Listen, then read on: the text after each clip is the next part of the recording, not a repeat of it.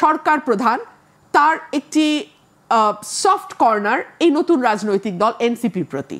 তিনি খোলামেলাই বললেন, আমি ছাত্রদের বলেছি দল করতে, না হলে জুলাই স্পিরিট নষ্ট হয়ে যাবে।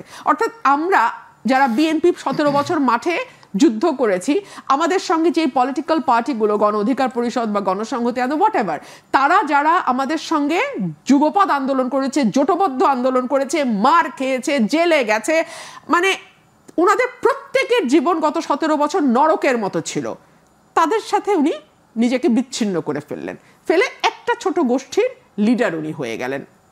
সো দূরত্ব বলেন বা এলিয়েনেশন বলেন, যেটা এটা কিন্তু সরকার প্রধানের কাছ থেকে শুরু হলো এবং এটা এখনো চলছে। এই দূরত্বটা কি শুধুমাত্র রাজনৈতিকতার কারণে? কারণ গণ আন্দোলনে কিন্তু একসাথেই আপনারা ছিলেন, এখন এই এনসিপির সাথে আপনাদের যে বিরোধটা, এটা কি জন্য হচ্ছে? এটা তো একটা রাজনৈতিক দ্বন্দ্ব থাকবেই, কেন নয়? এনসিপি তার মতো করে ইলেকশন করার কথা ভাবছে, জামাত তার মতো করে ইলেকশন করবে, নূর ভাইরা তাদের মতন করে ইলেকশন করবে, আমরা আমাদের মতো ইলেকশন করব। সো আমাদের তো পলিটিক্যাল ডিসকোর্স থাকবেই, আমাদের পলিটিক্যাল কিন্তু থাকবেই। একেবারে সদ্য একটা গঠিত একটা দল, রাজনৈতিক দল, কিন্তু বিএনপি কিন্তু অনেক বড় একটা দল। আমরা যদি এখন এই প্রেক্ষিতে চিন্তা করি, সেই ক্ষেত্রে তাদের সাথে কেন বিরোধিতা হবে? আমি খুবই বিনয়ের সাথে তাহলে আপনাকে মনে করিয়ে দেই, আপনি যখন জুনিয়র সিনিয়রের প্রসঙ্গ তুললেনই, আমাকে একটু বিনীতভাবে বলতেই হয়, জুনিয়ররা কি সিনিয়রদেরকে তার প্রাপ্য সম্মান দিয়ে কথা বলেছিলেন শুরু থেকে?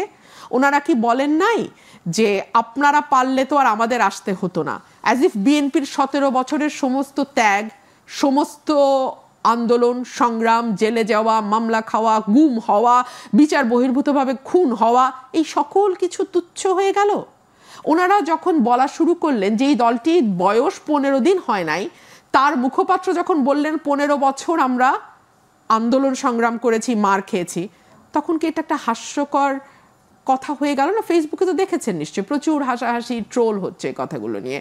সো যারা জুনিয়র, আমাদের যে সামাজিক প্রেক্ষাপট, সেখানে ডেফিনেটলি আমাদের একটা জুনিয়র সিনিয়রের এক ধরনের সম্মানবোধ, এক ধরনের শ্রদ্ধাবোধ এবং এক ধরনের আমরা একটা বর্ডার লাইন ক্রস করি না, এটা আমাদের সামাজিক পারিবারিক শিক্ষা।